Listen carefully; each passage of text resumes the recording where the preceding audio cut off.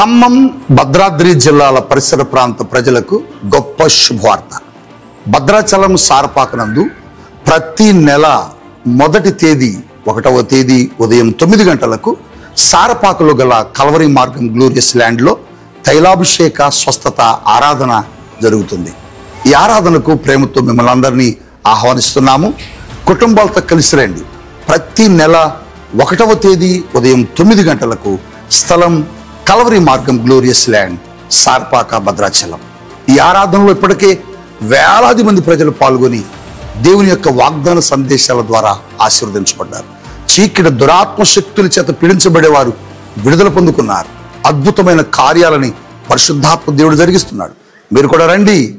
1వ తేదీ ఫిబ్రవరి ఉదయం 9 గంటలకు స్థలం సారపాక, భద్రాచలం, కల్వరి మార్గం గ్లోరియస్ ల్యాండ్.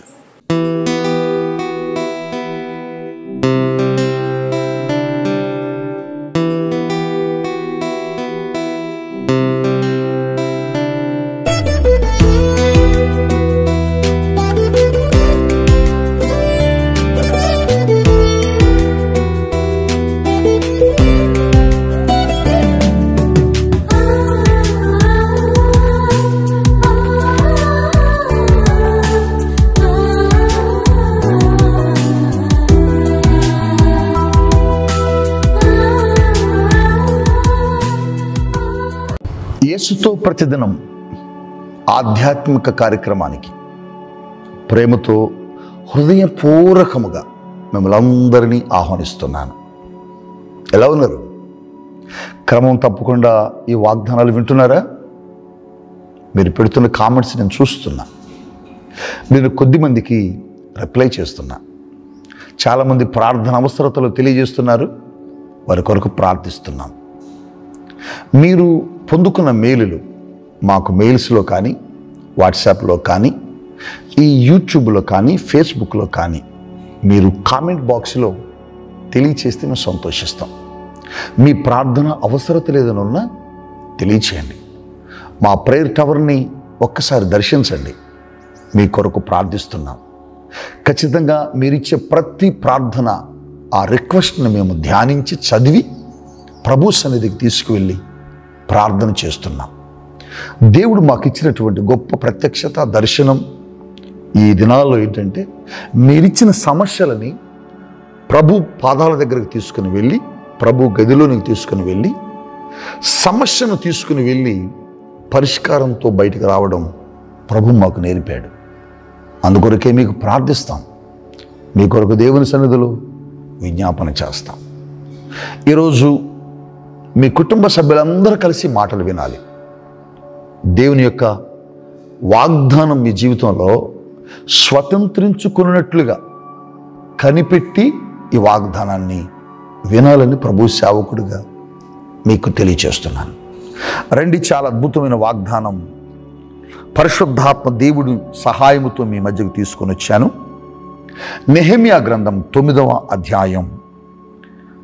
నెహెమ్యా గ్రంథము 9వ అధ్యాయం 31వ వచన భాగములో ఎంత అద్భుతమైన వాగ్దానం మనతో దేవుడు మాట్లాడుతున్నాడో చూద్దాం. ఈ మాట నెహెమ్యా మాట్లాడుతున్నటువంటి మాట. ఏమని మాట్లాడుతున్నాడు? నిజముగా నీవు కృపా కనికరములు గల దేవుడు అయి ఉన్నావు. హల్లెలూయా. మన దేవుడు ఎవరు? కృపా కనికరము కల దేవుడట. ఎంత మంచి దేవుడండి. అసలు ఈ పేరులోనే చాలా అద్భుతం ఉంది కదా. ఈ పేరులోనే ఎంత అద్భుతం ఉందో చూడండి. ఆయన పేరు, ఆయన ఏమని పిలుస్తున్నాడు భక్తుడంటే, నువ్వు నిజముగా కృపా కనికరము కలిగిన దేవుడివి. ఎంత కనికరం కలిగిన దేవుడో యేసు ప్రభు, ఎంత కృప కలిగిన దేవుడో యేసు ప్రభు, ఎంత ప్రేమ కలిగిన దేవుడో యేసు ప్రభు. ఎందుకు ఈ మాట నెహెమ్యా ఆ స్థలములో మాట్లాడుతూ రాస్తున్నాడంటే, దేవుని ప్రేమను, దేవుని కృపను, దేవుని కనికరమును, దేవుని దీర్ఘశాంతమును, దేవుని దయను, దేవుని జాలిని, దేవుడికి ఉన్నటువంటి స్వభావాన్ని ఆ స్థలములో అద్భుతంగా వివరిస్తున్నాడు భక్తుడు నెహెమ్యా. ఇశ్రాయేలీయులు ప్రజలు 40 సంవత్సరాలట అరణ్యములో నడుస్తున్నప్పుడు దేవునిని భయంకరంగా విసిగించారట. ఎంత విసిగించారంటే ఐగుప్తు నుంచి విడిపించి తీసుకొచ్చినటువంటి దేవుణ్ణే సాక్షాత్తు, నువ్వు కాదు మమ్మల్ని విడిపించింది, మేము మళ్ళా వెనక్కి వెళ్ళిపోతాం, మాకు అసలు ఈ దేశమే వద్దు, మాకు ఈ ప్రయాణమే వద్దు, మాకు ఆ వాగ్దాన దేశం వద్దు, ఏమొద్దు, మమ్మల్ని వెనక్కి పంపించు అని దేవుని మీద వారు తిరుగుబాటు చేశారట. దేవుని సేవకుడి మీద కక్షగట్టి మాట్లాడారట. దేవుణ్ణే విసిగించారట. దేవుని శోధించారట అరణ్యంలో. వారికి ఏం చేశాడు తెలుసా? సముద్రం అడ్డొస్తే చీల్చేశాడండి. ఆకలి అవుతుంది అంటే మన్నాను పంపి భోజనం ఇచ్చాడు. దాహం అవుతున్నాయంటే తానే ఒక బండగా మారి ఆ బండను కొట్టించుకొని ఆ బండ నుండి నీళ్ళనిచ్చాడు. ఓ స్థలములో నీరు తాగడానికి వెళితే చేదైపోతే ఆ చేదైన నీటిని అద్భుతంగా మధురంగా మార్చాడండి. వారు ప్రయాణిస్తున్నప్పుడు ఎరుకో గోడలు అడ్డొస్తే కూల్చివేశాడు. ఇలా చెప్పుకుంటూ పోతే ఈ 40 సంవత్సరాల్లో దేవుడు చేసిన కార్యాలు కోకొలలు. ఇన్ని అద్భుతాలు చేస్తే, ఇన్ని ఆశ్చర్యమైన కార్యాలు చేస్తే దేవుణ్ణి విసికించి నువ్వు అసలు మాకు దేవుడివే కాదు పో అన్నారు. మనమైతే ఏం చేస్తాం? ఇప్పుడు ఒక 1000 రూపాయలు ఇచ్చావనుకో, నువ్వు ఆ 1000 రూపాయలు పొందుకున్న వ్యక్తి తిరిగి నీకు మరలా ఎప్పుడైనా ఇస్తానులేని తీసుకొని ఇవ్వకుండా 1 సంవత్సరానికి 2 సంవత్సరాల దాకా నీతో మాట్లాడకుండా ఉన్నప్పుడు నువ్వు వెళ్ళి అడిగినప్పుడు నా 1000 రూపాయలు ఎక్కడున్నాయి, ఇస్తాను, ఇవ్వలేదేంటి, నీకు అప్పుడప్పుడు కష్టం వస్తే ఇచ్చాను, బాధలో ఉంటే ఇచ్చాను, నువ్వేదో దుఃఖంతో ఉన్నావంటే ఇచ్చాను, నువ్వు బాధలో ఉన్నావని ప్రేమించిస్తే నువ్వు ఇలా ఇవ్వకుండా నువ్వు మానివేయటం ఇది పద్ధతేనా అని కనుక నువ్వు అడిగితే, ఈ రోజుల్లో మనకు తిరిగి వచ్చే ఆన్సర్ ఏంటంటే, ఇచ్చినవులే పెద్ద 1000 రూపాయలు, అసలు కూడా ఇవ్వమన్నాడు, నువ్వు ఇవ్వకపోతే మాకు తెలియదా, అసలు నేను ఇవ్వను, అసలు నువ్వు నాకు ఇవ్వలే, పో, నువ్వేం చేసుకుంటూ చేసుకో, పో, అసలు నువ్వు నాకు చేసిందేంటి, పో అని ఇష్టానుసారంగా మాట్లాడే వ్యక్తులు ఈ దినాలు ఎక్కువ ఉన్నారు. మేలు పొందుకొని మేలును మర్చిపోయేవారు, ఉపకారమును పొందుకొని తిరిగి మరలా వారికి అపకారం చేసే వ్యక్తులు ఈ దినాల్లో ఎక్కువ ఉన్నారు. అటువంటి వారిని చూసినప్పుడు మనకేమనిపించింది అంటే కోపం వచ్చేస్తుంది, కొట్టాలనిపిస్తుంది, అసలు మీద పడి కొట్టాలనిపిస్తుంది, మనం కొట్టేస్తాం కూడా. కానీ దేవుడట అన్ని సంవత్సరాలు వారు ఆయన్ని విసిగించిన, అన్ని సంవత్సరాలు తిరిగి ఆయన్ని గాయపరిచిన, అన్ని సంవత్సరాల్లో ఆయన్ని దుఃఖపరిచిన ఆయన వారిని విడిచిపెట్టలేదటండి. అది ఇక్కడ నెహెమ్యా మాట్లాడుతున్న మాట. ఎందుకు విడవలేదంటే, నీవు కృపా కనికరము కలిగిన దేవుడు అయ్యా, నీవు కనికరమైన దేవుడు అయ్యా, నువ్వు కనికర సంపూర్ణుడు అయ్యా, నువ్వు కనికరించే దేవుడు అయ్యా. నిజం నాన్న, ఆయన కృపా కనికరము కలిగిన దేవుడు కనుక నువ్వు నేను బ్రతికిపోయావు. లేకపోతే దేవుని సన్నిధిలో నువ్వెన్నిసార్లు జారిపోయావు, నువ్వెన్నిసార్లు తొలగిపోయావు, దేవుని ఇంటిలో నుంచి నువ్వెన్నిసార్లు బయటకు వెళ్ళిపోయావు, దేవుని సన్నిధిలో నువ్వెన్నిసార్లు విడిచిపెట్టి వెళ్ళి పాపం చేశావు. ఆయనను దేవుడిని ప్రేమిస్తూనే ఉన్నాడు, ఆయనను దేవుడిని ఇష్టపడుతూనే ఉన్నాడు. అదే అంటున్నాడు నెహెమ్యా, అయ్యా వారిని ఎన్నిసార్లు విసిగించినా, ఎన్నిసార్లు నిన్ను మర్చిపోయినా, ఆ మేఘములో ఉండి నువ్వు వాడు నడిపావు, కానీ ఆ మేఘములో నుంచి నువ్వు పోలే. బా, ఏం గొప్ప దేవుడు అండి! ఇంతకంటే ప్రేమ కలిగిన దేవుడు ప్రపంచంలో ఎక్కడైనా ఉన్నాడా? ఇంతకంటే ప్రేమమూర్తి ఎక్కడైనా దొరికితే నాకు చూపించండి, నేను యేసు ప్రభుని విడిచిపెడతా. లేడు, ఆయనే, ఆయనకు మించిన దేవుడు ఈ లోకంలో లేడు. నిజం కదా? ఆ రోజు ఆ కుమారుడు ఆ ఇంట్లో నుంచి, డాడీ నాకు ఆశ ఇచ్చేసే అని తీసుకుని వెళ్ళిపోయాడు కదా. వెళ్ళిపోయిన తర్వాత పాడైపోయాడు కదా. పాడైపోయి తిరిగి ఇంటికి వస్తున్నప్పుడు ఆ తండ్రి అట ఎదురుగా వచ్చి కౌగిలించుకొని ఆ కుమారుని ముద్దు పెట్టుకున్నాడట. మనమైతే ఏం చేస్తాం? ఆస్తి ఏమైందిరా, తీసుకెళ్ళిన డబ్బులు ఏమైంది, బంగారం ఏమేం చేసావు, అవన్నీ పాడు చేసావా? అయితే ఇంట్లోకి రామకి, నువ్వు ఇంటికి రావడానికి వీళ్ళు పో బయటకు అంటాం. కానీ యేసయ్య అలా అనలా. కానీ యేసయ్య అలా అని దేవుడు కానే కాదు. ఆయన ప్రేమ వేరు, ఆయన స్వభావం వేరు, ఆయన ఆలోచన వేరు, ఆయన మన పట్ల కలిగి ఉన్న తలంపులు వేరు.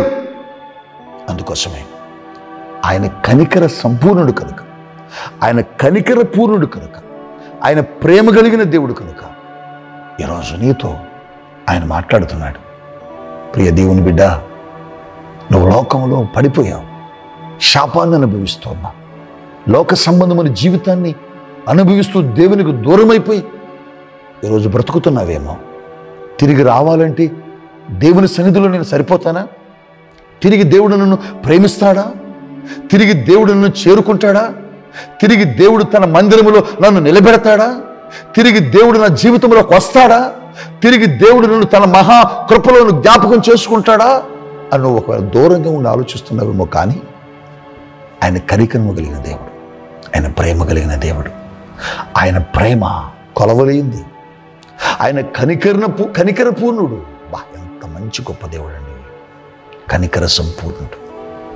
ఈరోజు ఆయన కనికరం నీ దగ్గరకు వస్తుంది, ఆయన ప్రేమ నీ దగ్గరకు వస్తుంది. నువ్వెన్నిసార్లు విడిచినా, నువ్వెన్నిసార్లు మర్చిపోయే దేవుడు కాదు. అందుకోసం అన్నాడు ఆయన నిజముగా కనికర పూర్ణుడు.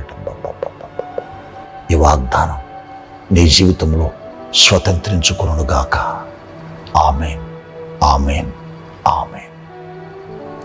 ఈరోజు ఈ కార్యక్రమాలను వీక్షించిన దేవుని పిల్లలలో చాలామంది మ్యారేజ్ డే చేసుకుంటున్నవారు, బర్త్డేలు చేసుకుంటున్నవారు, అలాగనే రకరకాలైన శుభకార్యాలు జరిగిస్తున్నవారు కుటుంబాల్లో ఉన్నారు. మీ దగ్గరికి మేము రాలేకపోవచ్చు, కానీ మీ కొరకు ప్రార్థిస్తున్నాము. మా నుంచి, మా కుటుంబం నుంచి, పరిచర్య నుంచి మా యొక్క శుభాభివందనాలు మీకు, మీ కుటుంబాలకు తెలియచేస్తున్నాం. రండి, మీ కొరకు ప్రార్థిస్తాను. దయగలిగిన యేసయ్యా నీకు స్తోత్రాలు. ఎంత కృపగలిగిన దేవుడు అయ్యా, నువ్వు కృపాపూర్ణుడు అయ్యా, నువ్వు కనికర సంపూర్ణుడు అయ్యా, నువ్వు ప్రేమ కలిగిన దేవుడు అయ్యా. నీ కృపకు పరిమితి లేదయ్యా, నీ కృపకు హద్దులు లేవయ్యా, నీ ప్రేమకు సరిహద్దులు లేని దేవుడు అయ్యా. నిజమే, ఇశ్రాయేలీయులు నిన్ను ఎంత విసిగించినా నువ్వు వారిని విడిచిపెట్టలేదని నెహెమ్యా తన యొక్క మాటలలో తెలియచేస్తున్నాడు. నిజమే, నువ్వు నిజముగా కృపా కనికరము కలిగిన దేవుడు అంటున్నాడు. నిజమే నాయన, నువ్వు కృప కలిగిన వాడివి, నువ్వు కనికర సంపూర్ణుడివి. నీకు స్తోత్రాలు. ఎంతమంది బిడ్డలో ఈ రోజున నాయన పాపంలో పడిపోయామని, శాపంలో ఉన్నామని, తిరిగి మేము వెళితే ప్రభువు మమ్మల్ని చేర్చుకోడేమోనని మందిరానికి బయట ఉండిపోయారు, నీ సన్నిధికి బయట ఉండిపోతున్నారు, నీ రాజ్యానికి బయట ఉండిపోతున్నారు, నీ కృపను పొందుకోలేక దూరంగా ఉన్నారు. ఈరోజు వారి కొరకు ఇస్తున్న పిలుపు, ఆ తప్పిపోయిన కుమారుని ప్రేమతో, కనికరముతో, నాయన కృపతో కౌగిలించుకుని నీ ఇంట్లోకి చేర్చుకున్న గొప్ప దేవుడివి కదా. ఈ రోజున బయట నిలబడి నీ సన్నిధికి దూరంగా ఉన్నటువంటి వ్యక్తులను కూడా నీ పరలోక రాజ్యంలో చేర్చుకోమని, నీ దీవెనలతో వారిని నింపమని యేసు నామములో ప్రార్థించి దీవిస్తున్నాను తండ్రి. Amen, amen, amen. May God bless you. Have a nice day.